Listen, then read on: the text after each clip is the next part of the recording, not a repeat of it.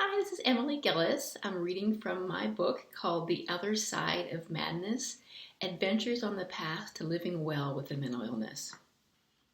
Chapter 1, The Voice. His voice was soft, but there was no man, no mouth, no tongue. The voice without a body slipped into my brain as I sat on a porch in Togo, West Africa, 2 weeks after my Peace Corps service ended. I want to teach you more, I heard inside my mind.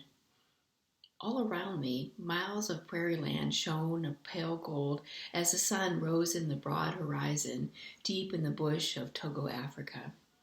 I wore a loose dress patterned with starbursts in shades of bright red, and I shifted in my seat. I ran my fingers through my short brown hair with crooked bangs, recently cropped by a fellow volunteer. The words, "I want to teach you more," echoed in my thoughts. Who is this man? Or is it a man at all?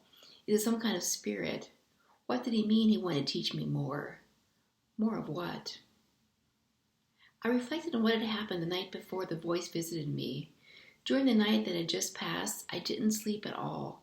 Too many things crowded my brain to let sleep touch me. Not sleeping was extremely unusual for me. That night in Africa was the first time I stayed up all night in my life. I'd always been considered a stable person. Beginning in second grade with a paper route, I consistently held at least one paid job. Before my stint in the Peace Corps, I worked in D.C. in the political world. I did great in graduate school and graduated magna cum laude from my undergraduate program. I don't have a temper and do not act impulsively.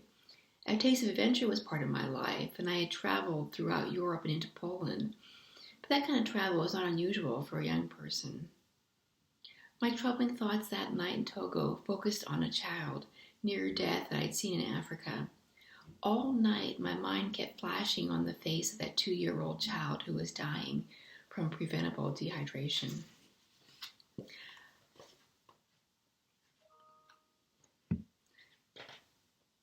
Lying on a cot in an open-air building subdivided into a few barren rooms at a makeshift local hospital. The young girl stared with a dull vexation. Her skin fell in folds like the face of an old woman. The child did not move her arms or legs.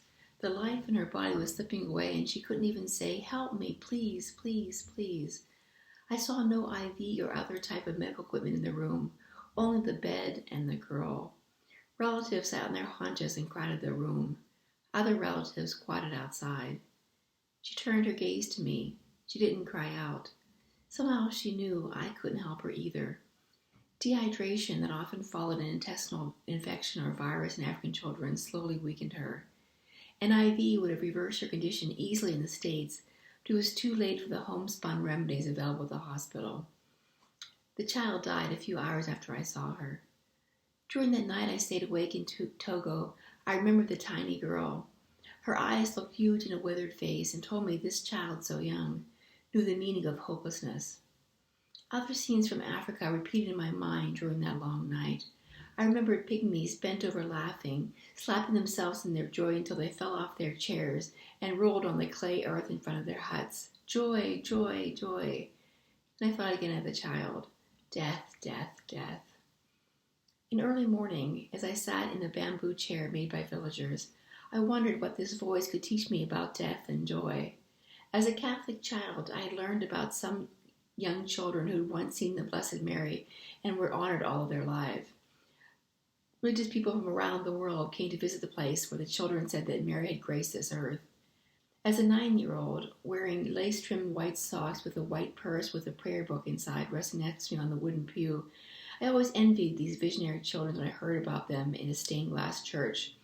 I wanted that chance to connect with another world, to be one of God's chosen. But what does a voice do once it slips into a brain? Will its ideas mix with mine like a spread of dark ink until I no longer recognize my own thoughts? Will it lead me to a greater understanding of humankind, or could it crash to the core of myself? Suddenly, I wanted the safety of my own brain alone. I didn't want a chance following an unknown path that could be either wonderful or terrifying. I wanted this voice out of my head. I needed help. I jumped up from my chair and charged into the hut to look for my friends Barry and Mark. They sat cross-legged on a floor mat sipping tea from brown, sturdy mugs. Red-haired Barry bowed his head slightly as he blew gently on his tea. When I closed the front door, both of them looked up and their bright eyes shone on me. I blurted out, "There's a voice in my head that isn't mine." Steam rose from the mugs in their hands. "Wow." "Cool," said Mark. "He could take you to a new level." I know people who meditated for years hoping for a chance to channel someone from another world. The two of them fell silent and waited for me to speak. My mind grabbed onto Mark's word, chance. Perhaps a chance had fallen into my life that might never come again. Perhaps I had a chance to connect to something larger than I had never experienced before. Maybe it had something to do with experiencing more joy and less death in the world. My fingers traced the wood on the door jamb as my friends calmly watched me and I stared back at them. The voice didn't feel evil. It sounded kind, like a warm teacher. From inside the hut, I felt safer. I had a chance. Maybe a chance to make a difference and help change a troubled world.